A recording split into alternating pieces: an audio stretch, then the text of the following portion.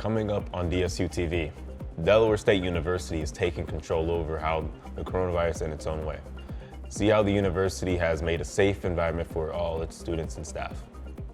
Amid the troubles concerning the coronavirus pandemic, the university is relieving all students of thousands of dollars. President Joseph Biden calls on our president, Tony Allen, and a plea for change. Learn how this will affect more than 100 universities and colleges nationwide. Delaware State University recently was named one of the top public HBCUs in the country. We'll tell you how the school increased their ranking. The Hornets made history this past school year, acquiring the Wesley College Wolverines.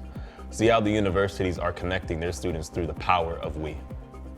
Governor John Carney awards DSU with more than $30 million grant. We'll tell you how this money will be spent. And this year, Delaware State University is celebrating its 130th anniversary. Desu-Tv News starts right now.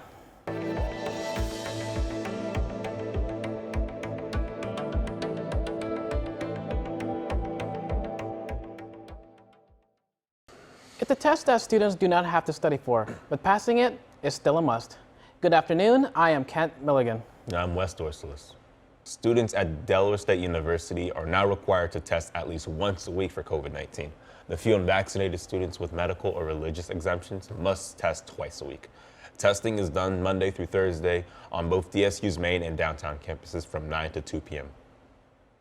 Following this protocol, Delaware State University has found a way to keep their doors open. When coronavirus hit, some schools became hotspots while others shut their doors. As Desu-Tv's Brianna Arthur tells us, now, colleges and universities are relying on science to safely reopen. Right now, more than 250 schools are requiring their students to be 100% vaccinated, according to NBC News. This comes after the FDA approved the Pfizer, Moderna, and Johnson & Johnson vaccines this past March. All 3 COVID vaccines are available to the public. With many institutions mandating the vaccinations, Delaware State University says it's near that goal. Currently, we have over 90% of our student population that is vaccinated, fully vaccinated, or have an approved medical or religious exemption. While some students and staff do not agree with these requirements, Stoner adds that the university is complying with state and federal mandates. Vaccination requirements are generally subject to certain exemptions. And they're also mandated throughout the state. So it's sort of by state. With that being said, we are in alignment with all state requirements and regulations. In addition, Stoner says the university will also make booster vaccines available. Still, regardless of the vaccinations, the university is still requiring social distancing and mask requirements in hopes of returning back to normal. For Desu-Tv, I'm Brianna Arthur. Other than the mandates of COVID-19, Delaware State University continues its quest to make the campus 100% vaccinated. Officials say only 80 have tested positive so far for the fall semester. They add numbers are low due to campus restrictions like mask mandates, once-a-week testing, and twice-a-week testing for the vaccinated and non-vaccinated respectively. In addition, DSU plans to hold a COVID vaccination event this month in the MLK. The event will include the vaccines and boosters for COVID. Delaware State University officials say that while COVID is still a concern, its push for vaccination and testing seems to be working. Officials say only 80 have tested positive so far for the fall semester. Officials add numbers are low due to campus restrictions like mask mandates, once-a-week testing, and twice-a-week testing for vaccinated and unvaccinated, respectively. In addition, DSU plans to hold a COVID vaccination event in the MLK this month. The event will include vaccinations and boosters. Mask mandates are required until DSU has herd immunity. In effect of the pandemic, Delaware State University provided financial assistance to its students. As DSU-TV's Nia Kimball tells us, the university provided over $2 million through the CARES Act. The CARES Act had recently provided $2.9 million for Delaware State University students in a new round of debt reduction. For this reduction, any student who is eligible for the Pell Grant will receive $2,500, and students who are not eligible will receive $1,000. The funding is provided to cover expenses and any other hardship that most likely have been caused by the pandemic. I believe that the CARES Act funding is definitely beneficial to students in a perspective where During the pandemic, a lot of places are shut down. People aren't able to work. A lot of jobs are letting go of people because they're just not getting the services and the business that they need. So the CARES Act funding allows for a lot of students who still provide for themselves the funding that they need to be able to pay for certain bills and expenses that they have. So it definitely provides a layer of security, even though we're in a pandemic where not everything is, solidified and we don't understand what's going on. This round of debt relief supplies students in hopes of providing some financial support for what they need in order to get by. In addition to reducing student debt, Delaware State University says it's forgiving at least $700,000 in loans, but some students say they haven't seen it yet. You may recall the university announced back in May the plan to pay percent graduate debt under the American Rescue Plan. It's one of the 11 HBCUs to make such a promise. Administrators say this is just the first wave of these types of loan cancellations. Wesley Legacy students are not getting automatic scholarships this semester, but not for the reason you may think. Some students say there's been some confusion about receiving financial support since coming to DSU. Many say they believe they would receive it automatically, but administrators say that's not the case. Speaking of money, DSU leader Tony Allen is now President Biden's top national advisor for all HBCUs. The move comes after Biden campaigned on narrowing the gap in HBCU funding. Desu-TV's Chelsea Abrams reports now that not only what this means for DSU, but for all historically black colleges and universities nationwide. Just imagine if more incredibly creative and innovative, how much more creative and innovative we'd be if this nation held the historic black colleges and universities to the same opportunities and minority-serving institutions that had the same funding and resources of public universities. To do this, President Biden named DSU's President Dr. Tony Allen as the chair of this country's first HBCU board. The goal, according to a White House press release, is to enhance educational equity, excellence, and economic opportunities to HBCUs, something sophomore class President Kennedy Patterson says is much needed. I really hope we see more funding and more opportunities on campuses for the social sciences. The social sciences are really important. They're how we grow our sociologists, our social workers, our politicians, and leaders of tomorrow. And it's that idea of tomorrow that the board will also take into consideration. Many HBCUs are historically land-grant institutions and are credited with creating the black middle class, a tradition targeted by the new council to carry on to future generations, an effort Patterson says she hopes to see expanded across different majors. STEM is incredibly important, and we can never discount its importance, especially in the middle of a pandemic. However, the social sciences really do need all the love and support they can get, as well as the arts, because the arts not only is a channel for stress, but it creates beauty and light throughout our world. The White House says there are currently 4 officers on the board in addition to Dr. Allen, including 3 men and 1 woman. It is expected to meet at least once a year. For Desu-TV, I'm Chelsea Abrams. Alongside Dr. Allen making changes, Delaware State University is on track to break student enrollment records. Right now, DSU says there are about 5,800 students attending this fall. It adds the recent acquisition of Wesley College that brought in 400 students. The university says its goal is to reach 10,000 students within the next 10 years. As DSU continues to reach its goal of 10,000 students, the university transitions from being home of the Hornets to a joint institution that was formerly known as Wesley College.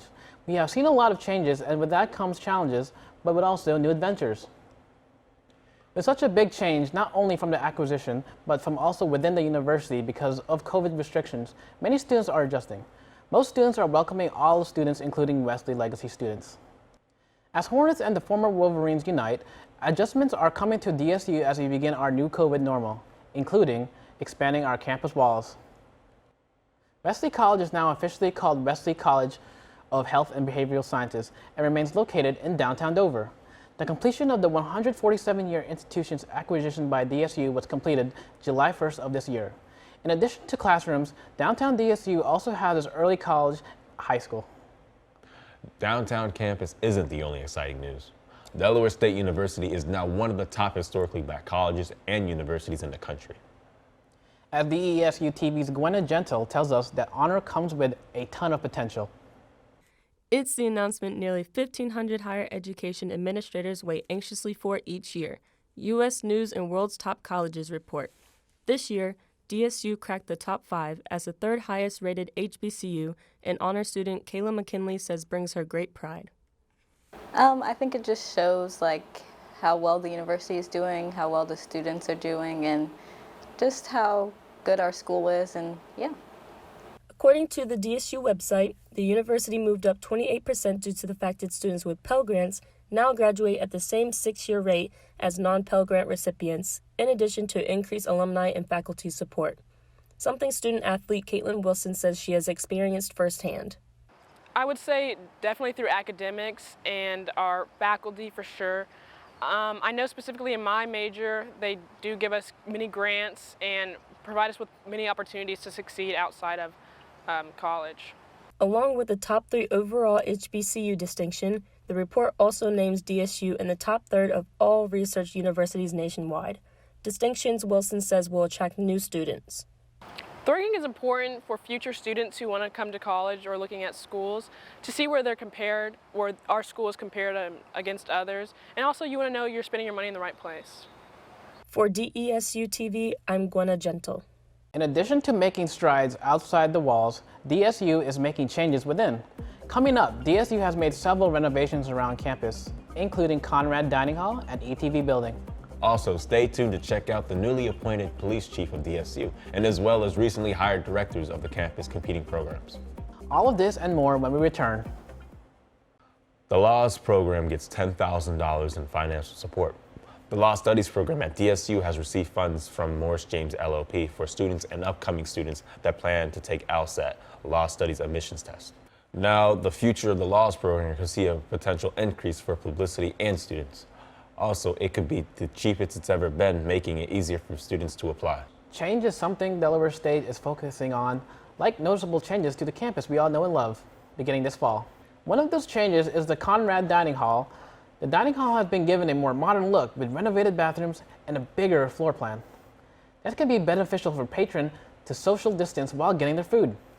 With the renovation of Conrad, many are eagerly speculating if there will be more changes around campus, in which they fortunately are. Conrad isn't the only building undergoing a new look. Delaware State University's mass communication program is getting more than $100,000 in renovations. The program received a $50,000 grant to create a new television interview set. The rest of the money is expected to go to improving the radio station space and equipment. Department Chair Dr. Charlisa Edelin says she hopes the new look will encourage more student involvement.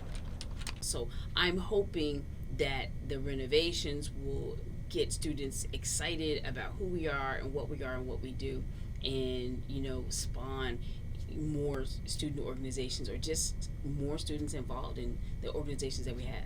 The MassCom director adds the radio renovations are expected to be completed by next fall. Visitors are also welcome to meet the new police chief in charge.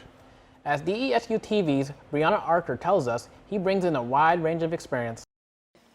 Chief Bobby Cummings is now officially a Hornet. His hire comes after Chief Harry Downs Jr. retires with more than 10 years of service. Cummings joins the Hornets with more than 32 years of experience, most recently serving as police chief of Wilmington.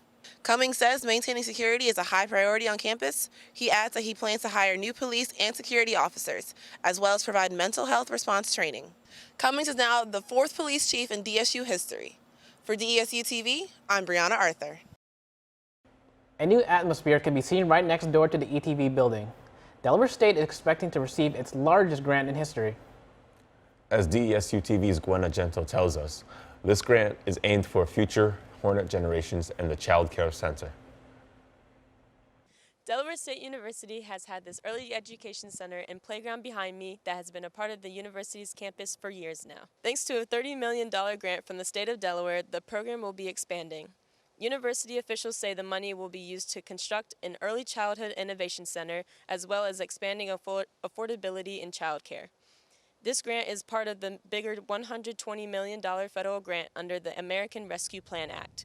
Governor Carney says the grant is necessary after millions of families were impacted by COVID both at work and at home. The grant is expected to be distributed yearly over the next 5 years. For DESU TV, I'm Gwenna Gentle.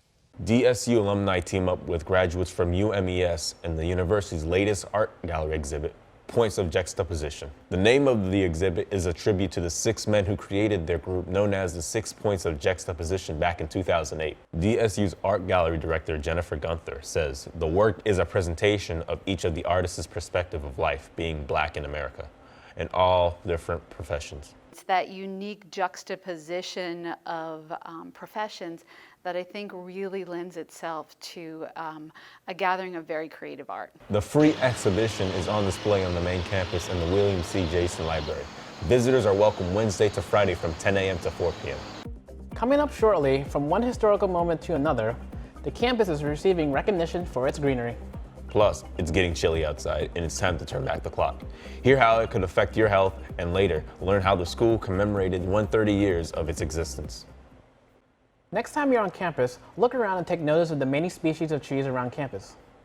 The school says it houses over 170 different species of trees and shrubs, including the Japanese flowering cherry, sugar maple, and Japanese zelkova, as well as others native to Delaware and from abroad.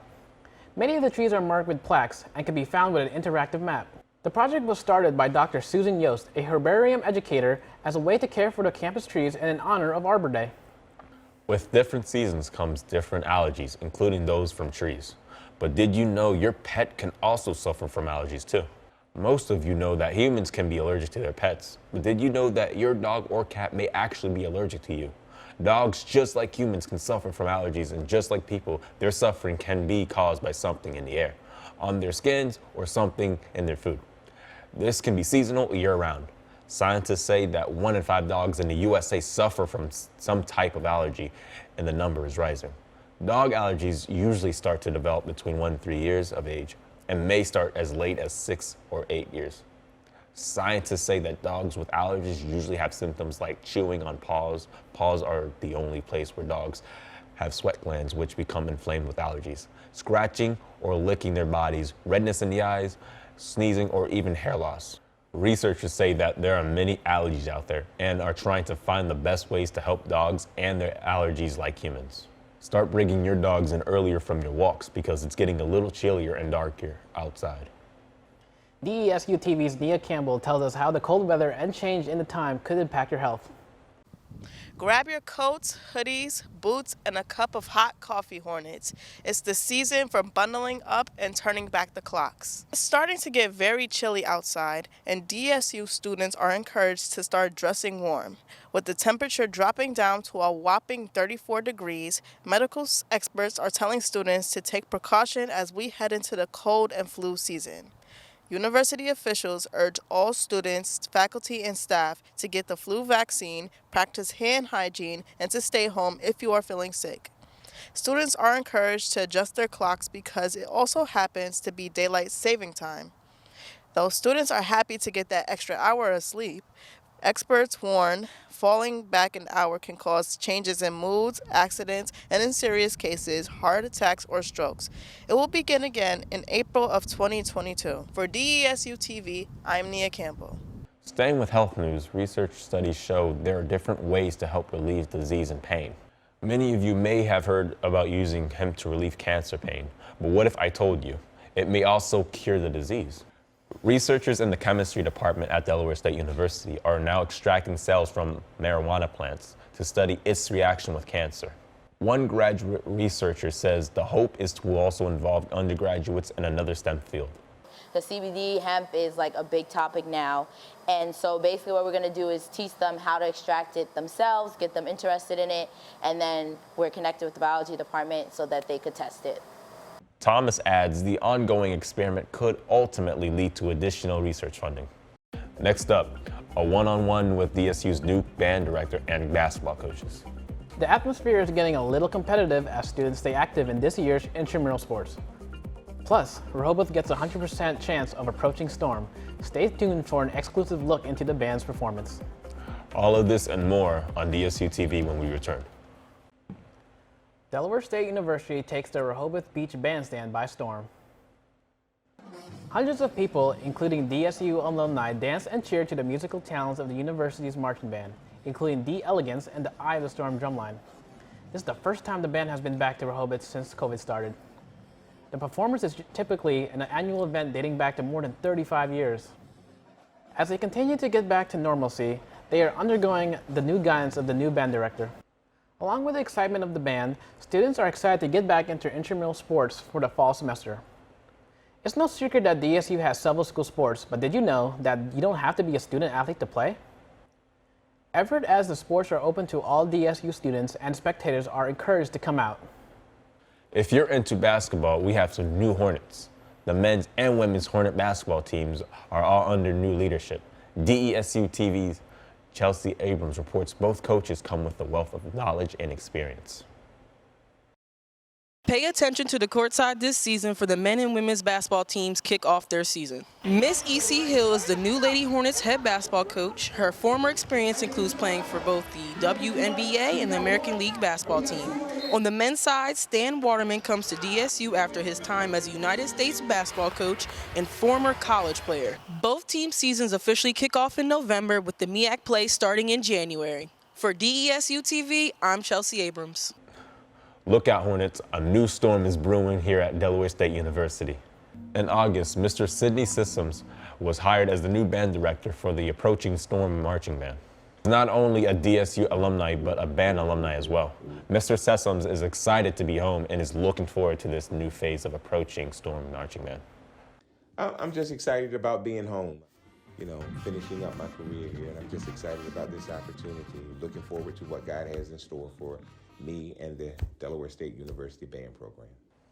With the campus celebrating with so many new Hornets, Delaware State University is also celebrating its 130th anniversary in a banner way.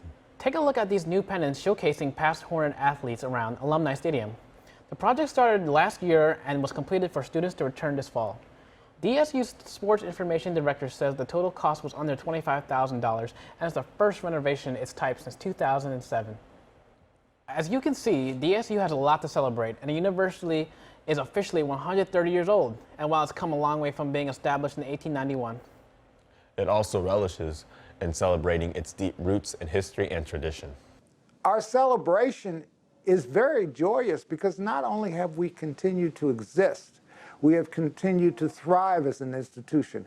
We are one of the top historically black institutions of higher education in the country right now. And that's a lot to celebrate. Wow, 130 years. That is a lot of history on this campus. Excited to see how the campus will continue to grow and expand over the future years to come. As always, thank you for watching. Be safe. And do your homework. Stay out of too much trouble. But most importantly, enjoy your time here at Delaware State University. For DESU TV, I'm Kent Milligan. I'm Wes Dorsalis.